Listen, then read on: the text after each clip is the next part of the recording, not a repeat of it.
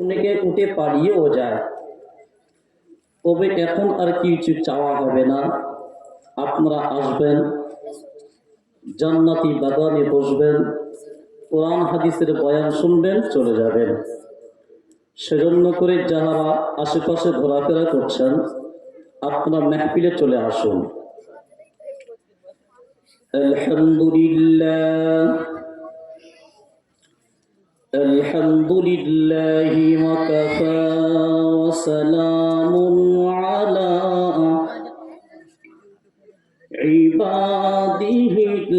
ইবাদিহিল্লাযীনা ইসতাফা।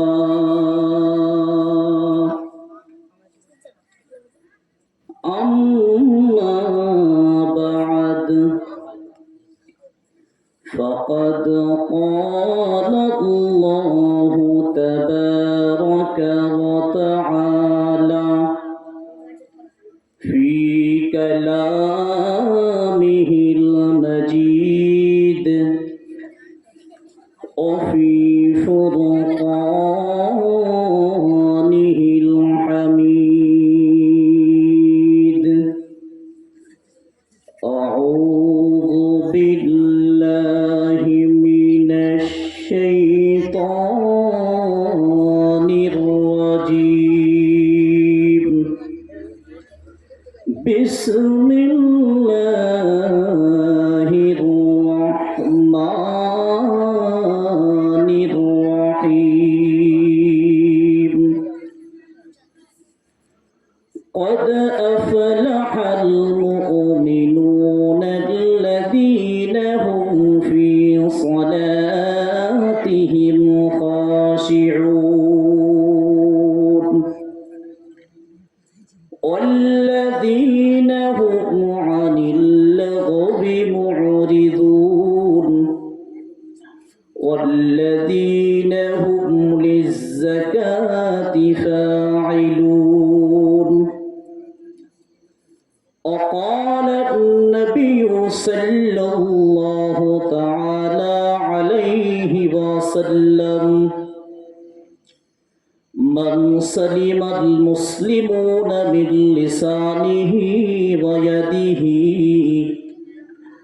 رواه مسلم وبخاري. وقال الله تعالى في شان حبيبه ومحبوبه مخبرا وآمرا: إن الله وملائكته يصلون على النبي يا أيها الذين آمنوا صلوا عليه وسلموا تسليما. اللهم صل على سيدنا مولانا محمد وعلى آل سيدنا مولانا محمد. চিন্তা করে দেখো রে মন,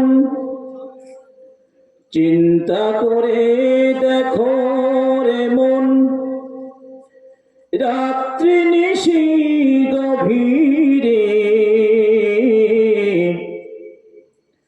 মরণ পরে যাবে না গো সঙ্গে কেহ কবরে।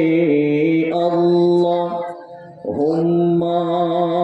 সাল্লি আলা সাইয়্যিদিনা মাওলানা মুহাম্মদ ওয়া আলা আলি সাইয়্যিদিনা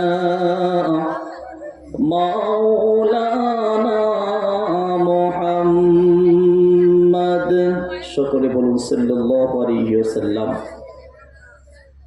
মহতি মাহফিলে উপস্থিত মুহতারাম সম্মানিত সভাপতি ও প্রধান অতিথিবৃন্দ, জাতির মাথার মুকুট ওয়ারাসাতুল আম্বিয়া হযরত উলামায়ে কেরাম, দূর দূরান্ত থেকে আগত আল্লাহ পাকের আশিকিন, জাকিরিন, শাকিরিন, মুহিব্বিন ও মুরব্বিনে কেরাম, দয়াময় আল্লাহ পাক রব্বুল আলামিনের দরবারে লক্ষ কোটি শুকরিয়া যে আল্লাহ পাক রব্বুল আলামিন আমাদের সকলকে ফিতনার জামানায় সহি তরিকায় কোরআন এবং হাদিস থেকে কিছু কথা বলার এবং শুনবার জন্য কবুল করেছেন। সকলে বলি আলহামদুলিল্লাহ।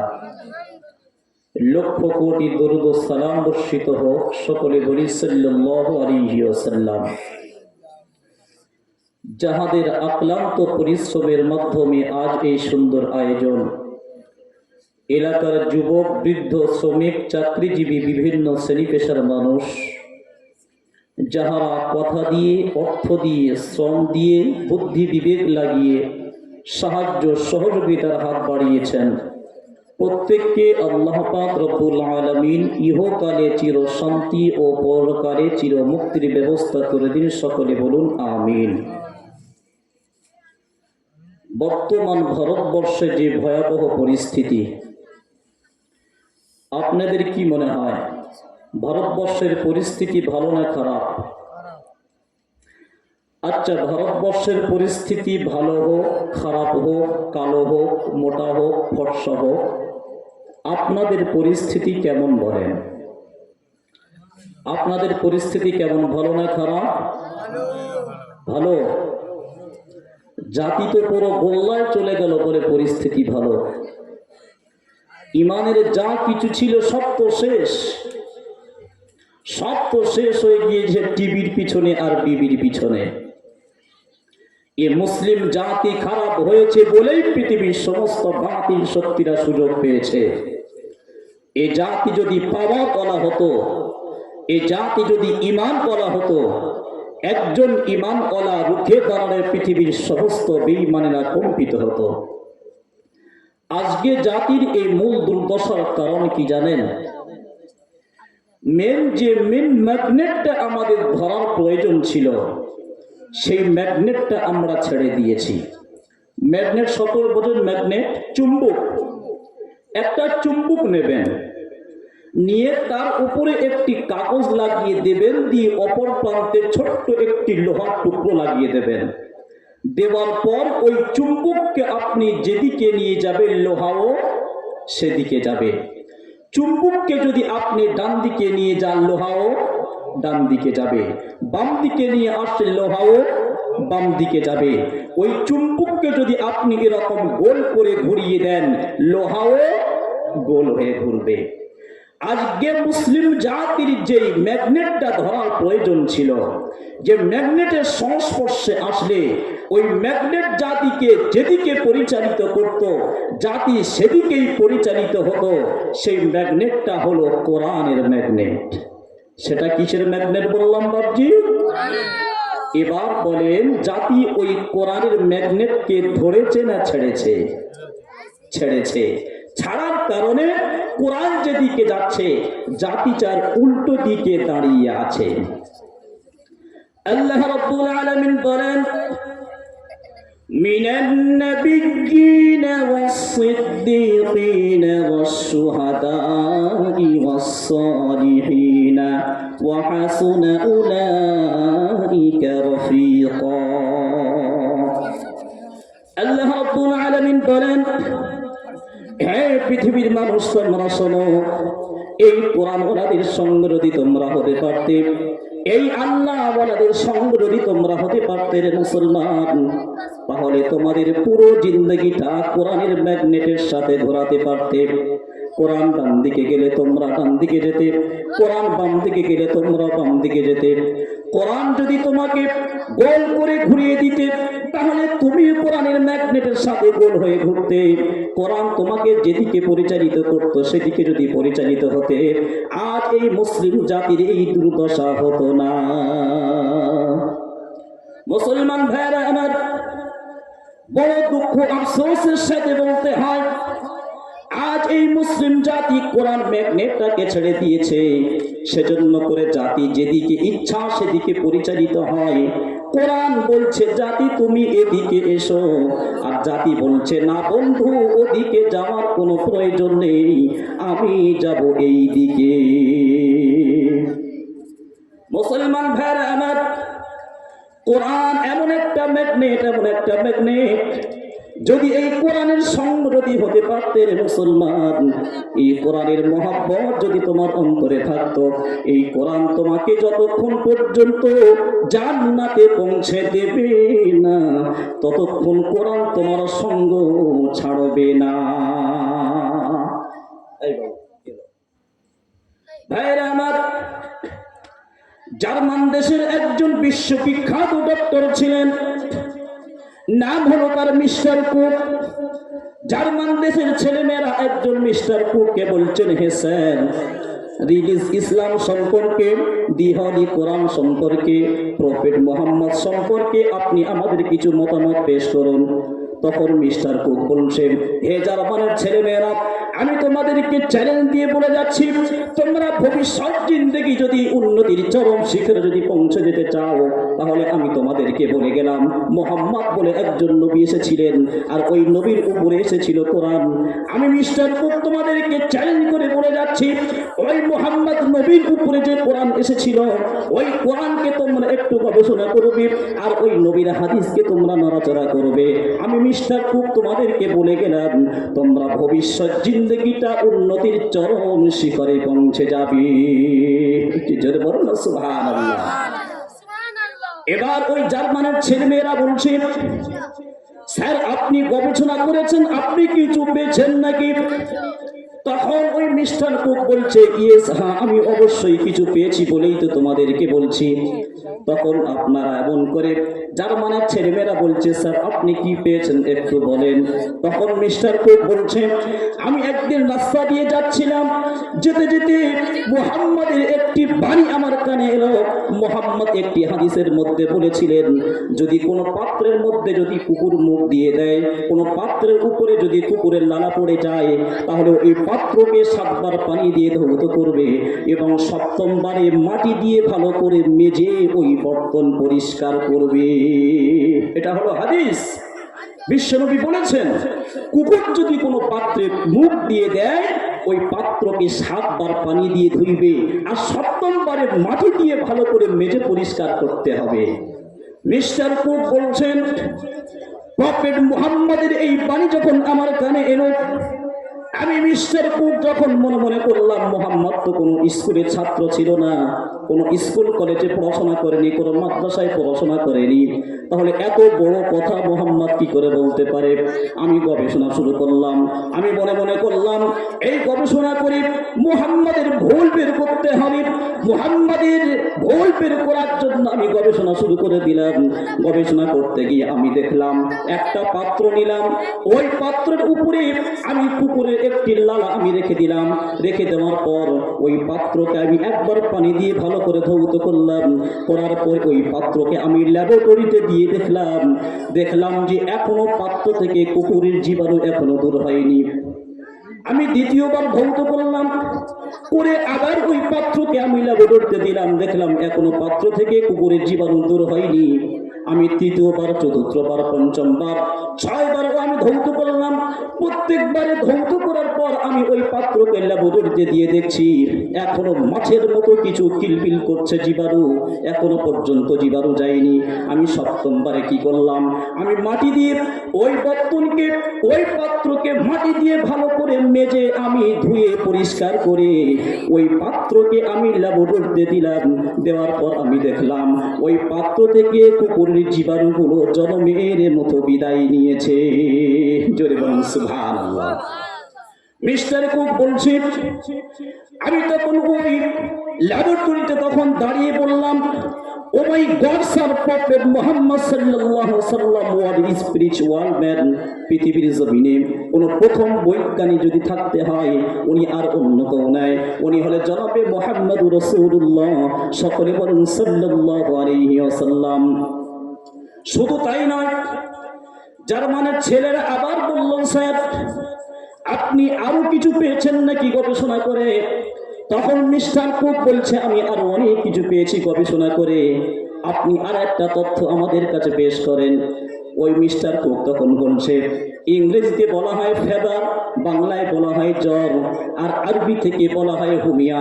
মোহাম্মদ প্রফেট বলেছিলেন, কোন মানুষ যদি জ্বরে আক্রান্ত হয় কি হয় মানুষ? বিশ্বনবী বলছেন, তোমাদের মধ্যে কোনো মানুষ জ্বরে যদি আক্রান্ত হয়, এই জ্বর হলো নরকের আগুন, এই নরকের আগুনকে তোমরা পানি দিয়ে ঠান্ডা করো। বিশ্বনবী এই কথা বলেছিলেন। আমি মিস্টার কুক মনে মনে করলাম, মুহাম্মদ এত বড় কথা কিভাবে বলতে পারে? মুহাম্মদ তো কোনো মেডিসিনের ডাক্তার ছিল না। আমি গবেষণা শুরু করলাম। গবেষণা করতে করতে আমি শেষে আমি এটাই বুঝতে পারলাম যে মৃত্যু জড়িত যে জ্বরগুলো আছে তার একটাই ঔষধ, সেটা হলো কপালে পট্টি লাগিয়ে দিয়ে মাথায় ঠান্ডা পানি ঢেলা দরকার। কি ভাই কথা বলেন ঠিক কিনা? মৃত্যুর জড়িত জ্বর যেগুলো আছে সেগুলো ঔষধ হলো কপালে পট্টি লাগিয়ে মাথায় ঠান্ডা পানি ঢেলতে হয়। মিস্টার কুক বলছেন, আমি বিশ্ব নবীর এই তথ্য যখন আমি পেয়ে গেলাম, আমি তখন ওই ল্যাবরেটরিতে দাঁড়িয়ে বলেছিলাম, first doctor in the world prophet Muhammad সাল্লাল্লাহু আলাইহি ওয়াসাল্লাম, পৃথিবীর জমিনে প্রথম ডাক্তার যদি কেউ থাকতে হয় তিনি আর অন্য কেউ নয়, উনি হলেন জনাবে মুহাম্মদুর রাসূলুল্লাহ। সকলে বলেন সাল্লাল্লাহু আলাইহি ওয়াসাল্লাম। শুধু তাই নয়, যুবক ভাইরা আপনারা গুগল চালান, অ্যান্ড্রয়েড মোবাইল চালান কি চালান না?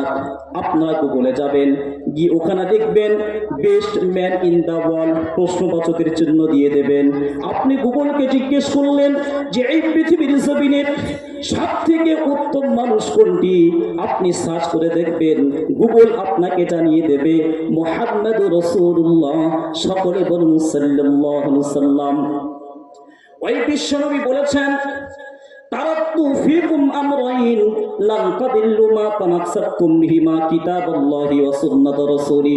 বিশ্বনবী বলছেন, পৃথিবীর মানুষ তোমরা শোনো, আমি দুনিয়া থেকে চলে যাব, আমার সাহাবায়ে কেরামরা চলে যাবে, তাবিঈন যারা আসবে তারাও দুনিয়া ছেড়ে চলে যাবে, তবে আমি দুইটি জিনিস তোমাদের কাছে রেখে গেলাম, কিতাবাল্লাহি, একটি হলো আল্লাহর কিতাব কোরআন, ওয়া সুন্নাত রাসূলি, একটি হলো নবীর সুন্নাত হাদিস। এই দুইটি জিনিস তোমাদের রেখে গেলাম, তোমরা যতদিন পর্যন্ত এই দুইটি জিনিস তোমরা আঁকড়ে ধরবে কখনোই তোমরা পথভ্রষ্ট হবে না। তাহলে বিশ্বনবী কয়টি জিনিস ছেড়ে গিয়েছেন কথা বলেন? দুইটি জিনিস। এক নম্বর হলো কিতাবুল্লাহি, আল্লাহর কিতাব কোরআন। ভাইরা আমার, এই কোরআন এমন একটি আসমানি কিতাব আমরা পেলাম। এই কোরআনের মধ্যে রয়েছে তামাম পৃথিবীর সায়েন্সের সায়েন্স। এই কোরআনের মধ্যে সায়েন্স রয়েছে, এই কোরআনের মধ্যে ভূগোল রয়েছে, এই কোরআনের মধ্যে বিজ্ঞান রয়েছে। আপনি যদি বলেন হোয়াট ইটা কবে হুজুর এর প্রমাণ দিয়ে দেন, তাহলে আমি একটা একটা করে তথ্য আপনাদেরকে জানিয়ে দেব। ভূগোল বইয়ের পাতায় আমরা পড়েছি, আধুনিক গতির কথা পড়েছি, বার্ষিক গতির কথা পড়েছি। ভূগোল বইয়ের পাতায় আমরা পড়েছি দিন রাত্রি পরিবর্তন হয়, পড়েছি কি পড়েননি? আল্লাহর কোরআন বলছে 23 নম্বর পারা, ইউকাউবিরুল লাইলা আলান নাহারি ওয়া ইউকাউবিরুন নাহারা আলাল লাইল। আল্লাহ পাক বলছেন, হে পৃথিবীর মানুষ তোমরা শুনে রেখো, এই যে দিন রাত্রির পরিবর্তন হয়, আমি আল্লাহ এই দিন রাত্রির পরিবর্তন ঘটিয়ে থাকি। জোরে বলুন সুবহানাল্লাহ। আরেকটি তথ্য শুনে রাখেন, আমরা ভূগোল বইতে পড়েছি যে পৃথিবীর আকৃতি কেমন, তাহলে শুনে রাখেন, সর্বপ্রথম পৃথিবীর মানুষ মনে করতো এই পৃথিবী হলো একটি সমতল জমিনের মতো, এজন্য করে মানুষ বেশি দূরে যেতে চাইতো না। সর্বপ্রথম 1559 সালে ফ্রান্সের ড্রেক বলে একজন বৈজ্ঞানিক ছিলেন, উনি সর্বপ্রথম একটি জাহাজ নিয়ে তাম পৃথিবীতে উনি ভ্রমণ করেছেন। উনি একটাই উদ্দেশ্য ভ্রমণ করতে চেয়েছেন যে পৃথিবীর আকৃতি কেমন এটা আমি দেখতে চাই। উনি তাম পৃথিবী ভ্রমণ করলেন। ভ্রমণ করার পর পৃথিবীর মানুষকে এসে বলছে, শোনো পৃথিবীর আকৃতি কেমন তোমরা কি জানো? তখন মানুষ বলছেন, না না আমরা জানি না। তখন ফ্রান্সের ডেক বলছেন, আমি জাহাজ নিয়ে তাম পৃথিবী আমি ভ্রমণ করলাম, আমি ওই ওই পৃথিবীর আকৃতি আমি দেখলাম যে সুমেরু কুমেরু চাপটা আর পেটটা ডাবা, পুরো একটি কমলা লেবুর মতো পৃথিবীর আকৃতি। এবার আসি কোরআনের মধ্যে, আল্লাহ রাব্বুল আলামিন বলেন ওয়াল আরদা বা'দা যালিকা দাহাহা। দাহরুর মানে হলো উট পাখির ডিম। আল্লাহ পাক রব্বুল আলামিন বলছেন এই পৃথিবীর আকৃতি হলো পুরো একটি উট পাখির ডিমের মতো।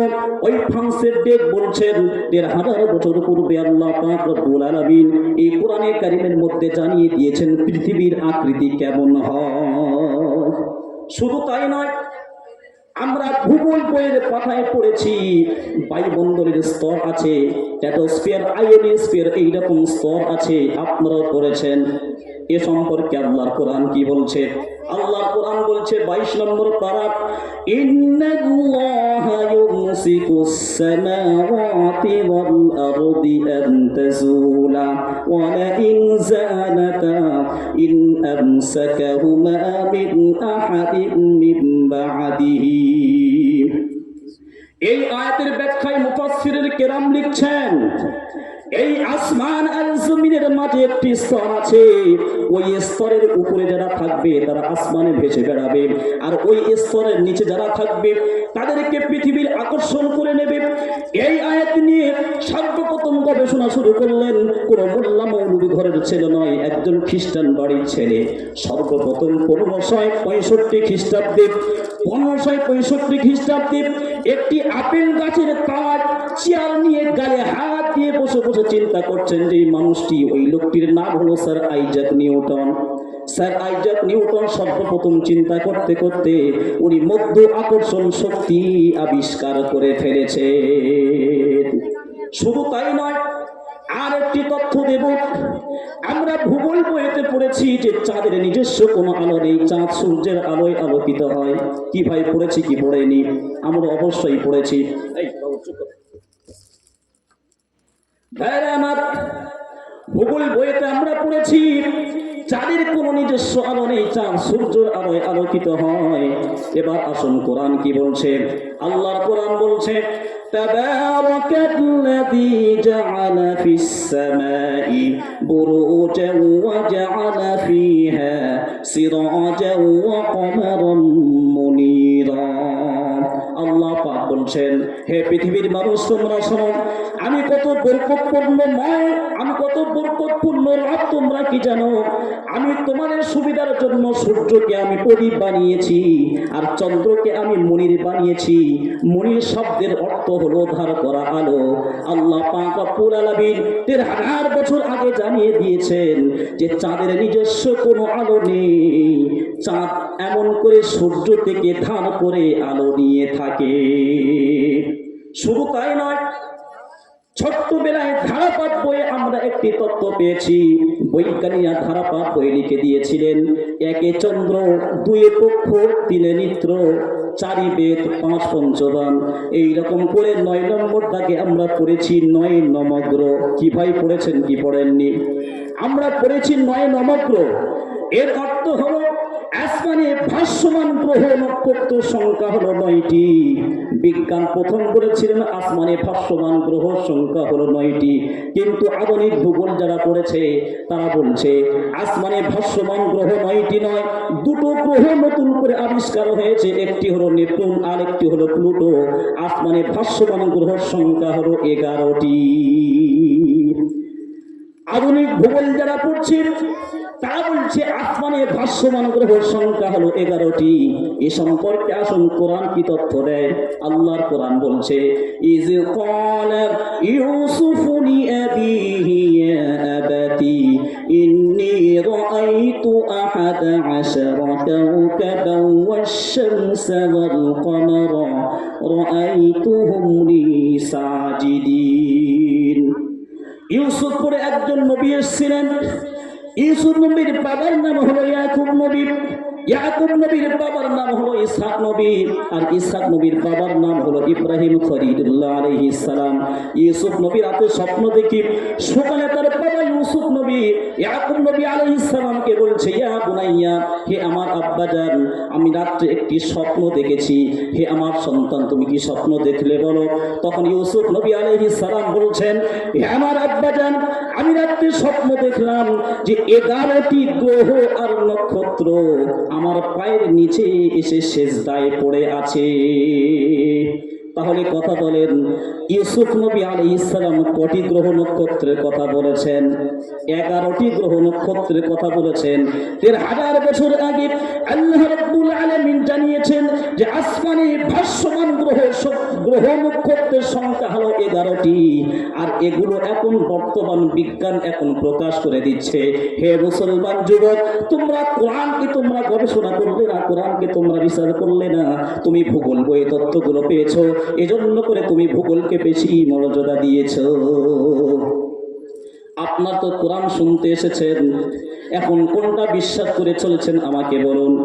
আমাদের বাড়ির ছেলে মেয়েরা যদি ভূগোল বইয়ে পরীক্ষা দেওয়ার জন্য স্কুলে যায়, আর 3 নম্বর ডাকে প্রশ্ন লেখা আছে পৃথিবী ঘোরে নাকি সূর্য ঘোরে, এখন আমাদের বাড়ির ছেলে মেয়েরা কোনটা লিখবে? এমন করে ছেলে যখন পরীক্ষা দিয়ে বাড়ি আসলো, বাবা বলছে কই দেখি তোমার প্রশ্নটা একটু দেখি। বাবার হাতে ভূগোল বইয়ের প্রশ্ন তুলে দিয়েছে ছেলে। প্রশ্ন দেখার পর বাবা বলছে, 1 নম্বরটাকে তুমি কি উত্তর লিখেছো বলো। ছেলে বলছে, বাবা এই উত্তর আমি লিখেছি। বাবা বলছে, তো ঠিক আছে, এতে তুমি 2 নম্বর পেয়ে যাবে। 2 নম্বরটাকে কি উত্তর লিখেছো তুমি বলো। ছেলে বলছে, বাবা এটাই লিখেছি। বাবা বলছে, 2 নম্বরটাকেও ঠিক আছে, এতেও তুমি 2 নম্বর পেয়ে যাবে। 3 নম্বরটাকে তুমি কি উত্তর লিখেছো বলো। ছেলে বলছে, 3 নম্বর দাগের প্রশ্ন হলো পৃথিবী ঘোরে নাকি সূর্য ঘোরে। তখন ছেলে বলছে, আমি উত্তর এটাই লিখেছি যে পৃথিবী লাট্টুর মতো ঘুরছে আর চন্দ্র সূর্য হলো স্থির। কিন্তু আল্লাহর কোরআন বলছে 27 নম্বর পারা সূরা রহমানের 6 নম্বর আয়াত আল্লাহ রাব্বুল আলামিন বলছেন, আশ-শামসু ওয়াল কমারু বিহুসবান, আমি আল্লাহ চন্দ্র এবং সূর্যকে ঘূর্ণায়মান করেছি। পৃথিবীর চতুর্দিকে 24 ঘন্টা একবার রাউন্ড দিয়ে ঘুর খায়, তাই করে রাতের পরে দিন হয়, দিনের পরে রাত হয়। আর পৃথিবীকে আমি বড় বড় পাহাড় দিয়ে পেরেক সেটে রেখেছি যাতে নড়াচড়া না করে, ঘোরা তো দূরে থাক। আল্লাহর কোরআন বলছে চন্দ্র সূর্য ঘূর্ণায়মান, পৃথিবী স্থির। আর বৈজ্ঞানিকের কিতাবে এমন করে বই পুস্তকে লেখা আছে যে পৃথিবী লাট্টুর মতো ঘুরছে আর চন্দ্র সূর্য স্থির। এটা কি আমাদের বাবারা মেনেছে নাকি? এটা বাবারাও মানেনি। ছেলেকে মানতে দিয়েছে নাকি? ছেলেকেও মানতে দেয়নি। এখন আমাদের বাড়ির ছেলে মেয়েরা ওরা যদি উত্তর লিখত যে চন্দ্র সূর্য ঘূর্ণায়মান, পৃথিবী স্থির, এখন মাস্টার ওই 3 নম্বর দাগে কোনো নাম্বার দিত নাকি? কোনো নাম্বার দিত না। মাস্টার বলতো, সারা বছর ভূগোল বই পড়িসনি আর উত্তরের জায়গায় ভুলভাল উত্তর লিখেছি, এই জায়গা তোর একটাও নাম্বার হবে না। ভূগোল বইতে লেখা আছে পৃথিবী লাট্টুর মতো ঘুরছে, চন্দ্র সূর্য স্থির, আর তুমি উত্তর লিখেছ এমন করে চন্দ্র সূর্য ঘূর্ণায়মান আর পৃথিবী স্থির, এই জায়গায় তোমার 0 নম্বর হবে। মাস্টার এমন কথা বলবে কি বলবে না? কিন্তু ওই ছেলে উত্তর সঠিকই লিখেছে। মাস্টারদের মগজ খেয়েছে বিজ্ঞানীরা মাস্টারদের মগজ গুলিয়ে খেয়েছে, আর মাস্টার আমাদের ঘরে ছেলে মেয়েদের মগজ গুলিয়ে খেয়েছে। আমরা কোরআন পড়ি না, কোরআনের মানবত্র পড়ি না, কোরআন কেমন অনেকে বিশ্বাস করি না। কোরআনের কোনো তথ্যকে যদি আমরা অস্বীকার করে বিজ্ঞানের তথ্যকে যদি আমরা মর্যাদা দিয়ে দিই, খোদার কসম করে বলছি আমরা আর মুসলমান থাকবো না, আমরা বেঈমান হয়ে যাব। ধারা পাতে লিখে দিয়েছে একে চন্দ্র, লেখা আছে কি নেই? আল্লাহ রাব্বুল আলামিন বলছেন, হে পৃথিবীর বৈজ্ঞানিক তোমরা শোনো, পৃথিবীর জমিনে দাঁড়িয়ে এত উঁচু থেকে চাঁদ দেখে তোমরা তথ্য লিখিস না এমন করে একে চন্দ্র, আগে চাঁদে আয় দেখে যা, গিয়ে লেখ। কিয়ামত পর্যন্ত আমার কোরআনের তথ্যকে কেউ ভুল প্রমাণ করতে পারবে না। তবে আন্দাজে তথ্য লিখিস না, লিখলে কাটাকাটি চলবে কিয়ামত পর্যন্ত। 1969 সালে আমেরিকার দেশ থেকে সর্বপ্রথম 3 জন বিজ্ঞানী চাঁদের দেশে গেল। রকেট থেকে নেমে হাঁটতে হাঁটতে চাঁদের দেশের মাঝখানে চলে গেল। গিয়ে দেখে সেখানে দুটো চাঁদের জোড়া লাগানো আছে। বিশ্বনবী যখন নবুয়তের দাওয়াত দিচ্ছেন কাফের বেঈমানদের কাছে, তখন কাফেররা বলেছিল, হে নবী, তুমি যদি সত্য নবী হয় তাহলে এই আসমানের চাঁদকে তুমি দুটো করে দেখিয়ে দাও। বিশ্বনবী বলেছিলেন বিসমিল্লাহির রহমানির রহিম বলে আঙ্গুলের ইশারা এইরকম ভাবে করেছিলেন, আল্লাহর ইশারায় দুই টুকরো চাঁদ হয়ে দুই পাহাড়ের উপরে পড়ে গিয়েছিল। আবার পরে আল্লাহর ইশারায় আবার ওই চাঁদ জোড়া লেগে গিয়েছিল। বিজ্ঞান যখন গিয়ে দেখছে দুইটো চাঁদ এইরকম ভাবে জোড়া লেগে আছে, ওরা সেটাকে ফটোগ্রাফ করে পৃথিবীর জমিনে চলে এসছে আমেরিকা যুক্তরাষ্ট্রে। ঘটনা আপনারা কম বেশি জানেন, আমি শুধু ছোট্ট একটি তথ্য দেওয়ার জন্য ঘটনাটি তুলছি। যখন ওরা চলে আসলো, আসমানে চাঁদ দেখে আসলো, এমন করে দুটো চাঁদ ধরা দেওয়া আছে। এসে তখন ওরা আমেরিকা উচ্চ শিক্ষিত মানুষ যারা আছে তাদেরকে জিজ্ঞেস করছে, তোমরা বলো চাঁদ কটা? ওরা তখন বলছে, প্রতিদিন যাই দেখি তাই বলবো চাঁদ হলো একটা। খ্রিস্টানদের খালাতো ভাই মামাতো ভাই যারা, তারা হলো ইহুদি, তাদেরকে জিজ্ঞেস করা হলো, তোমরা তো পৃথিবীতে উচ্চ শিক্ষিতা, তোমরা বলো আসমানের চাঁদ কটা? তখন তারা বলল, প্রতিদিন যাই দেখি তাই বলবো আসমানের চাঁদ হলো একটা। তারপরে নকলের ফার্স্ট যারা, পৃথিবীর কোন দেশ কিছু বানালে 2-4 মাসের মধ্যে এমন করে নকল বানিয়ে দেখিয়ে যায় এই দেশ, সেই দেশ হলো চাইনিজ, চীন দেশ, বৌদ্ধ ধর্মের অবলম্বী। ওরা এমন করে নকলের ফার্স্ট নম্বরে আছে। আমাদের ভারত ও নকলে কম নয়, আমাদের ভারত নকলে 2 নম্বরে আছে। পৃথিবীর কোন দেশ কিছু বানিয়ে দিলে 2-1 বছরের মধ্যে তা নকল বানিয়ে দেখিয়ে দেয়। তো ওই যে চীন দেশের বৌদ্ধ ধর্ম অবলম্বী, তাদেরকে জিজ্ঞেস করা হয়, এবার তোমরা বলো চাঁদ কটা? তারা বললো, প্রতিদিন যাই দেখি তাই বলবো চাঁদ হলো একটা। তারপরে ভারতবর্ষের উচ্চ শিক্ষিত হিন্দু ভাইয়েরা, জনসংখ্যায় যারা বেশি, তাদেরকে জিজ্ঞেস করা হলো, তোমরা বলো আসমানের চাঁদ কটা? এরা বলবো, আমরা আবার দ্বিমত পোষণ করবো নাকি, আমরা প্রতিদিন যাই দেখি তাই বলবো চাঁদ হলো একটা। শিক্ষায় সব থেকে পিছিয়ে আছে যেই জাতি, সেই জাতি হলো আমাদের জাত ভাই মুসলমান। শিক্ষায় সব থেকে পিছিয়ে কোন জাতি কথা বলেন? আমাদের মুসলিম জাতি হলো শিক্ষায় সব থেকে পিছিয়ে। আর এই তথ্য দিয়েছেন আমাদের ঘরের একজন ছেলে, এই তথ্য দিয়েছেন। ওই ঘরের ছেলে, তার বাড়ি হলো পশ্চিম বাংলায় বর্তমান জেলায়, গ্রামটির নাম হলো চুরুলিয়া। বর্তমান উনি কবরস্থ হয়ে আছেন বাংলাদেশের ঢাকা মহানগরীতে। তার নাম হলো কবি কাজী নজরুল ইসলাম। নাম শুনেছেন নাকি? নাম তো শোনা লাগছে। উনি এমন করে তথ্য দিয়ে গিয়েছেন যে মুসলিম জাতি হলো সব থেকে শিক্ষায় পিছিয়ে। এজন্য করে তার তথ্য আমরা অ্যাভয়েড করতে পারি না। বাল্যকালে বাপ হারা এতিম হওয়ার কারণে মানুষ তাকে দুঃখ মিয়া বলে ডাকতো। বাল্যকালে বাপ হারিয়েছে, এজন্য করে বেশি লেখাপড়া শিখতে পারেননি, ক্লাস 7 পর্যন্ত পড়ে আর উঠতে পারেননি, বেশি লেখাপড়া শিখতে পারেননি। তার মা গরিবের ঘরের বিবি ছিলেন, বাল্যকালে বাপ হারা এতিম হওয়ার কারণে জায়গা জমি কিছু রেখে যেতে পারেননি। এজন্য করে ওই কবি কাজী নজরুল ইসলামের মা ওই ধনীর বাড়িতে চাকরানি করত। চাকরানির কাজ করে যতটুকু খানা পেত বাড়িতে নিয়ে এসে নিজে খেত এবং এমন করে ছেলেকে খাইয়ে দিত। এখন তো সরকার অনেক সুবিধা করে দিয়েছে। সেই যুগে স্কুলে বইও কিনতে হতো, মাইনেও দিতে হতো, খেতেও দিতে হতো, এমন করে জামা কাপড়ও দিতে হতো। এখন তো বর্তমান সরকার এমন অনেক সুযোগ করে দিয়েছে, সাইকেলও দিচ্ছে, জামা কাপড়ও দিচ্ছে, টাইম পাস করার জন্য মোবাইলও হাতে তুলে দিয়েছে। কথা বলেন, দিয়েছে কি দেয়নি? মোবাইল হাতে তুলে দিয়েছে। আর দুপুরে বাড়িওয়ালার মাথার তিনটা আবার ঠান্ডা করে দিয়েছে যে তোমরা স্কুলে গেলেই দুপুরের খাবার পেয়ে যাবে। কথা বলেন ঠিক কিনা? মা বলছে, বাবা তুমি তাড়াতাড়ি স্কুলে চলে যাও। বাবা বলছে, আজ যেতে ভালো লাগছে না, আজ আমি স্কুলে যাব না। মা বলছে, আজকের কি বার? হ্যাঁ গা। বলে, আজকে হলো বৃহস্পতিবার। বলে, তুই না যাবি অন্তত কেটলিটা নিয়ে যা। কেন? বলে, আজ হলো বৃহস্পতিবার, স্কুলে গেলে ডিম আর সয়াবিন পেয়ে যাবি। একটা ডিমের দাম হলো 7 টাকা, সয়াবিন আর আলু পেয়ে যাবি। মানুষ না খেলেও গরু ছাগল হাঁস মুরগি খেতে পারবে, সমস্যা কোনো নেই। এমন করে এই যুগে সরকার অনেক সুবিধা করে দিয়েছে, কিন্তু ওই যুগে কবি কাজী নজরুল ইসলামের যুগে তখন বড় কষ্টের সময় ছিল। স্কুলে মাইনেও দিতে হতো, বইও কিনতে হতো, খেতেও দিতে হতো, জামা কাপড়ও দিতে হতো। এজন্য করে কবি নজরুল ইসলামের বেশি লেখাপড়া শিখতে হয়নি, শিখতে পারেননি। ক্লাস 7 পর্যন্ত পড়ে 8 ক্লাসে উঠবে কি তার মা বইপত্র আর জোগাড় করতে পারেনি। এজন্য করে কবি নজরুল ইসলামের আর বেশি লেখাপড়া কপালে জোটেনি। ওই লোকটির জ্ঞান হলো ক্লাস 7 পর্যন্ত জ্ঞান, ক্লাস 7 পর্যন্ত পড়েছে, কিন্তু ওই লোকটির জ্ঞানের কথা উচ্চ মাধ্যমিক ছেলে মেয়েদেরকে লাগে কি লাগে না। এমন করে বিএ ডিগ্রি কোর্স যারা কমপ্লিট করেছে তাদেরকেও ওই লোকটির জ্ঞানের কথা নিতে হয়। কথা বলেন, নিতে হয় কি হয় না? কিন্তু আসলে তার জ্ঞান হলো ক্লাস 7 পর্যন্ত, কিন্তু তার জ্ঞানের প্রভাব ছিল অনেক বেশি। আমার ভাইয়েরা, আমি যে কথা বলছিলাম, আমাদের ঘরের ছেলে নাম হলো তার কবি কাজী নজরুল ইসলাম। উনি খুব সুন্দর কবিতার ভাষায় উনি তথ্য দিয়ে গিয়েছেন যে আমাদের মুসলিম জাতি শিক্ষায় কত পিছিয়ে।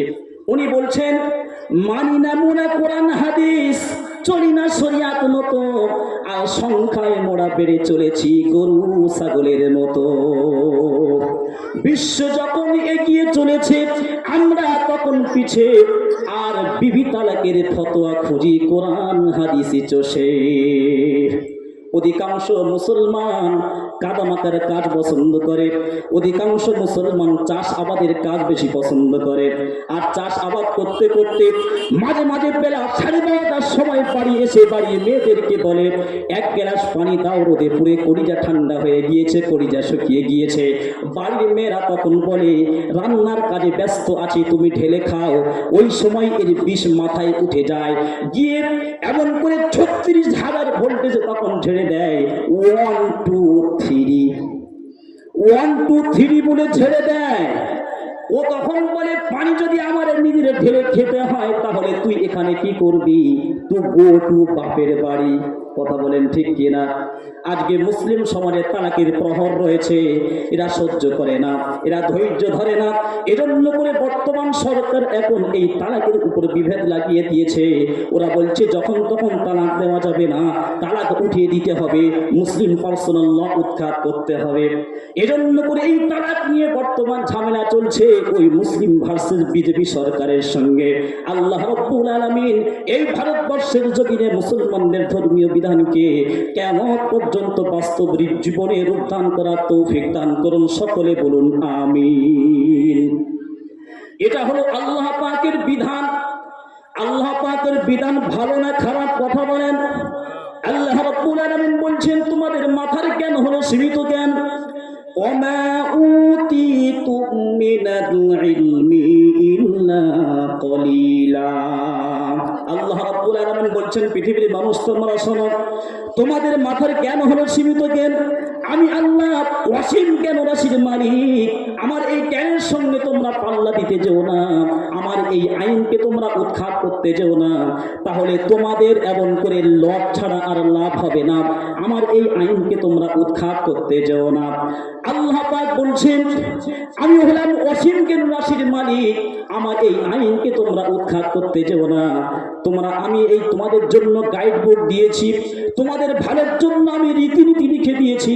এই গাইড বুক যদি তোমরা মেনে চলো তাহলে দুনিয়া সুখের সংসার করতে পারবে এবং কবর হাসর পরকালে তোমরা মুক্তি পেতে পারবে। যাই হোক ভাইয়েরা, যে কথা আমি বলছিলাম যে আমাদের ঘরের ছেলে কবি কাজী নজরুল ইসলাম উনি তথ্য দিয়ে গিয়েছেন যে আমরা মুসলমান হলাম সব থেকে শিক্ষায় পিছিয়ে। উনি বলছেন, বিশ্ব যখন আগিয়ে চলেছে আমরা তখন পিছিয়ে, আর বিবি তালাকের ফতোয়া খুঁজি কোরআন হাদিসে চষে। মানি না মোরা হাদিস কোরআন, চলি না শরিয়াত মতো, আর সংখ্যায় মোরা বেড়ে চলেছি গরু ছাগলের মতো। মুসলমান ভাইরা আমার, বর্তমান আমরা মুসলমান ভেড়া দুম্বা আর গরু ছাগলের পাল সেজেছি। বর্তমান রাখাল সেজেছে 2টি জাতির, একটি হলো ইহুদি জাতির আর একটি হলো খ্রিস্টান জাতি।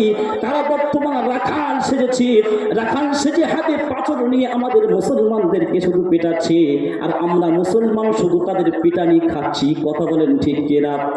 বর্তমান তাম পৃথিবীর দিকে তাকিয়ে দেখো, মুসলমান নির্যাতিত নিপীড়িত নিষ্পেষিত হয়ে আছে। অধিকাংশ দেশের মুসলমান এখন নির্যাতিত হয়ে আছে। আমাদের ভারতও এখন ছাড় পেল না। ভারত ছাড় পেয়েছে কিনা? ছাড় এখনো পাইনি। মুসলমানরা এখনো ব্যবসা পর্যন্ত করতে পারবে না, এমন একটি পরিস্থিতি এদের উপরে তৈরি করা হয়েছে। কিছুদিন পরে আইন পাস হইতে হবে।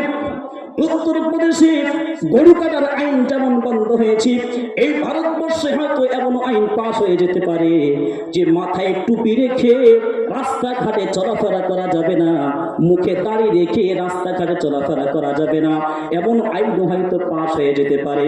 রাজা ভরতচন্দ্র নামে এই দেশের নাম হয়েছে ভারতবর্ষ। তার বড় ভাইয়ের নাম হলো শ্রীরামচন্দ্র, যিনি ভগবান হিসাবে বিবেচিত হয়েছেন।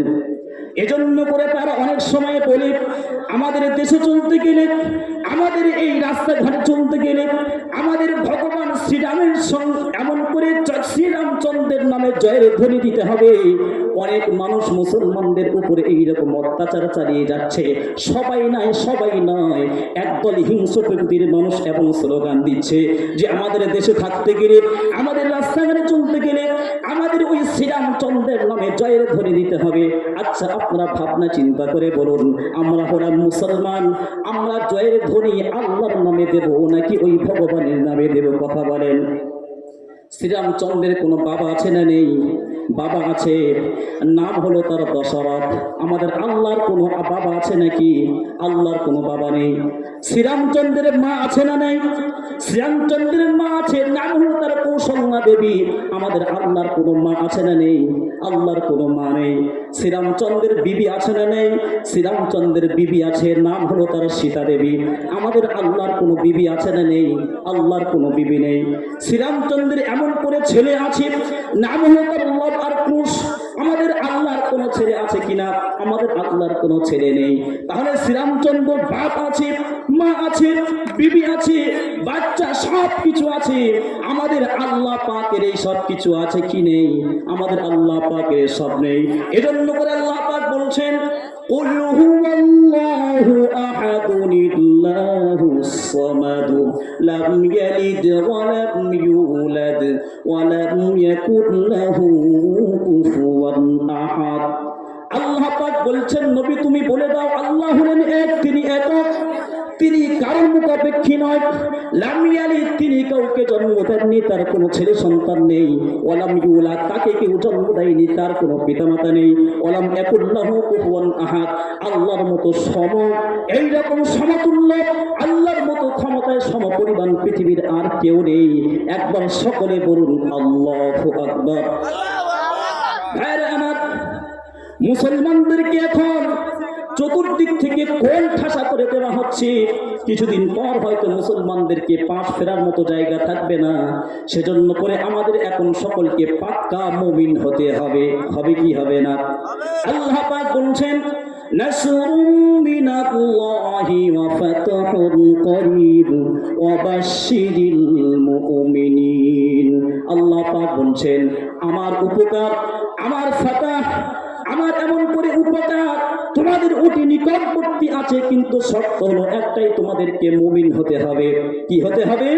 মুমিন হতে হবে।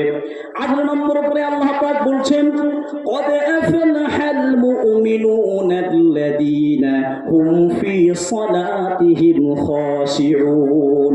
আল্লাহ পাক বলছেন, অবশ্যই মুমিনরা সফলতা অর্জন করেছে। কেমন সফলতা অর্জন করবে? যদি তাদের মধ্যে এই 7টি গুণ যদি তাদের মধ্যে থাকে, আল্লাহ পাক রব্বুল আলামিন তাদের সম্পর্কে এই আয়াতের শেষে সুসংবাদ জানিয়েছেন।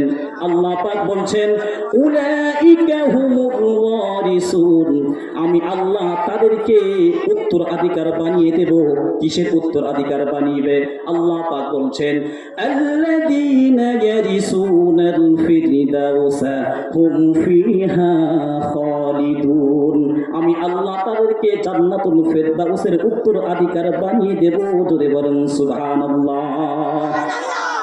এখন প্রশ্ন হলো, মুমিনরাই তো সফলতা অর্জন করেছে, এখন প্রশ্ন হলো মুমিন কাকে বলে? এ সম্পর্কে আমাদের জানার প্রয়োজন আছে না নেই?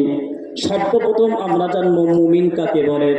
আল্লাহ পাক বলছেন 9 নম্বর পারা, ইন্নামাল মুমিনুনা আল্লাযীনা ইযা যুকিরাল্লাহু ওয়াজিলাত কুলুবুহুম ওয়া ইযা তুলিয়াত আলাইহিম আয়াতুহু যাদাতুহুম ঈমানা। আল্লাহ রাব্বুল আলামিন বলছেন, নিশ্চয়ই মুমিন হলো তারা যাদের মধ্যে 3টি গুণ থাকবে। 1 নম্বর গুণ হলো ইযা যুকিরাল্লাহু ওয়াজিলাত কুলুবুহুম, যখন তাদের সামনে আমি আল্লাহর কোরআনে কারীম তিলাওয়াত করা হবে, যখন তাদের সামনে আমি আল্লাহর স্মরণ করা হবে, যখন তাদের সামনে আমি আল্লাহর জিকির করা হবে, তখন ঈমানদারের অন্তর প্রকম্পিত হয়ে যাবে। 2 নম্বর গুণ হলো وَإِذَا تُلِيَتْ عَلَيْهِمْ آيَاتُهُ زَادَتْهُمْ ঈমানা। আল্লাহ পাক বলছেন, ঈমানদারের 2 নম্বর গুণ হলো যখন তাদের সামনে আমি আল্লাহর কোরআনে কারীমের তিলাওয়াত করা হবে, কোরআনের কারীমের আয়াত তিলাওয়াত করা হবে, তখন ঈমানদারের ঈমান তখন বেড়ে যাবে। আর 3 নম্বর গুণ আল্লাহ পাক বলছেন, ওয়া আলা রাব্বিহিম ইয়াতাওয়াক্কালুন, ঈমানদার শুধুমাত্র কেবলমাত্র আল্লাহ পাকের উপরে বিশ্বাস করবে। অন্য আয়াতে আল্লাহ পাক বলছেন, وَمَن يَتَّقِ اللَّهَ يَجْعَل لَّهُ مَخْرَجًا وَيَرْزُقْهُ مِنْ حَيْثُ لَا يَحْتَسِبُ। যারা আল্লাহর উপরে ভরসা করবে, যারা আল্লাহর উপরে তাকওয়া রাখবে, যারা তাকওয়ার নীতি অবলম্বন করবে, তাদের এই তাকওয়ার নীতি অবলম্বন করার কারণে আল্লাহ পাক তাদের রিজিকের ব্যবস্থা এমনভাবে বের করে দেবেন তারা নিজেরাই কল্পনা করতে পারবে না। এরপরের আয়াত থেকে আল্লাহ পাক বলছেন, হে মুসলমান তোমরা শোনো, জান্নাতুল ফেরদাউসের মেহমান যদি তোমরা হতে চাও তাহলে তোমাদের মধ্যে 7টি কোয়ালিটি থাকতে হবে, 7টি গুণ তোমাদের মধ্যে থাকতে হবে, তাহলে তোমরা জান্নাতুল ফেরদাউসের মেহমান হয়ে যাবে। তাহলে কয়টি গুণ আপনারা বলেন? 7টি গুণ থাকতে হবে। একটি একটি করে গুণ আমি তাফসীর করব, আপনারা নোট করে রাখবেন। আল্লাহ পাক বলছেন ওই 7টি গুণের মধ্যে 1 নম্বর গুণ হলো আল্লাযীনা হুম ফি সালাতিহিম খাশিউন। আল্লাহ পাক বলছেন ঈমানদারের 1 নম্বর গুণ হবে ঈমানদার নামাজের মধ্যে বিনয়ী হবে। আল্লাহ পাক বলছেন ঈমানদার নামাজের মধ্যে বিনয়ী হবে। এখন দুঃখের কথা হলো মুসলমান এখন তো নামাজ পড়ে না, নামাজের মধ্যে বিনয়ী হবে কেমন ভাবে? আর যে কটা মানুষ নামাজ আদায় করে তাদের নামাজ অনেক সময় আদায় হয় না, কারণ মুসলমান এখন নামাজ পড়ে কোন রকম দায় মেটানোর জন্য, মুসলমান নামাজ পড়ে মানুষকে দেখানোর জন্য। এই রকম নিয়তে নামাজ পড়লে ওই নামাজ আল্লাহর দরবারে কবুল হবে না। আল্লাহর নবীর একজন সাহাবী নাম হলো তার হযরত হুযায়ফা রাদিয়াল্লাহু তাআলা আনহু। উনি এমন দেশে গিয়েছেন কোন একটি কাজের জন্য, যাওয়ার পরে উনি একটি মসজিদ সামনে পেয়েছেন, মসজিদে নামাজ পড়ার জন্য মসজিদে প্রবেশ করেছেন। মসজিদে প্রবেশ করার পর দেখছেন একজন আল্লাহর বান্দা সেখানে নামাজ আদায় করছে, আর যাতা নামাজ নয়, কম্পিউটারের গতিতে নামাজ আদায় করছে। এরকম নামাজ আমাদের এদিকে আছে না নেই? বিশেষ করে রমজান মাসে তারাবির নামে আমরা যা কিছু করি, অধিকাংশ মুসলিম দেশের মানুষেরা আমাদের তারাবির নামাজের জামাত দেখলে শুধু হাসাহাসি করে। যাই হোক ভাইরা আমার, যে কথা বলছিলাম, আল্লাহর নবীর সাহাবী হযরত হুযায়ফা রাদিয়াল্লাহু তাআলা আনহু উনি এমন দেশে গিয়েছেন, গিয়ে মসজিদে প্রবেশ করেছেন নামাজ আদায় করার জন্য। দেখছেন একজন আল্লাহর বান্দা সেখানে নামাজ আদায় করছে। উনি নামাজ চলাকালীন কিছু বললেন না। নামাজ যখন শেষ হয়ে গিয়েছে তখন উনি বলছে ওই মানুষকে ডেকে, হাল আরাফতানি ইয়া ইবাদাল্লাহ, হে আল্লাহর বান্দা আপনি আমাকে চেনেন নাকি? তখন ওই আল্লাহর বান্দা বলছেন, লা ইয়া আখি, হে আল্লাহর বান্দা আমি তো তোমাকে চিনি না।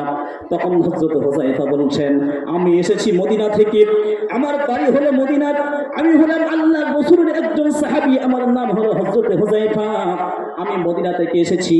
হে আল্লাহর বান্দা তুমি এই যে এখনি নামাজ আদায় করলে, এই নামাজ তুমি কতদিন ধরে আদায় করছো? তখন ওই আল্লাহর বান্দা বলছে, আমি তো আজীবন কাল থেকেই এই নামাজ আদায় করে আসছি। তখন হযরত হুযায়ফা বলছেন, হ্যাঁ আল্লাহর বান্দা শুনে রেখে দাও, আল্লাহ রাসূল সাল্লাল্লাহু আলাইহি সাল্লাম যেই নামাজ আমাদেরকে শিখিয়েছেন, তোমার এই নামাজ আল্লাহ রাসূলের শেখানো নামাজ নয়। তাহলে বুঝতে পারলাম তাড়াতাড়ি জলদি জলদি তারিখে যদি কেউ নামাজ আদায় করে নেয় তাহলে তার নামাজ আল্লাহর দরবারে কবুল হবে না। শুধু তাই নয়, বিশ্বনবী একসময় মসজিদ নববীতে বসে আছেন, একজন সাহাবী এসে নামাজ আদায় করছে, তাড়াহুড়োর নামাজ আদায় করে চলে গেল। বিশ্বনবী তাকে ডাকলেন, এদিকে এসো, সল্লি, তুমি আবার নামাজ আদায় করো, কারণ তোমার নামাজ আদায় হয়নি। সে আবার নামাজ আদায় করে চলে যাচ্ছে। বিশ্বনবী আবার বলছেন, সল্লি, তুমি আবার নামাজ আদায় করো। এইরকম ভাবে 3 বার নামাজ আদায় করলেন। 3 বার নামাজ আদায় করেন।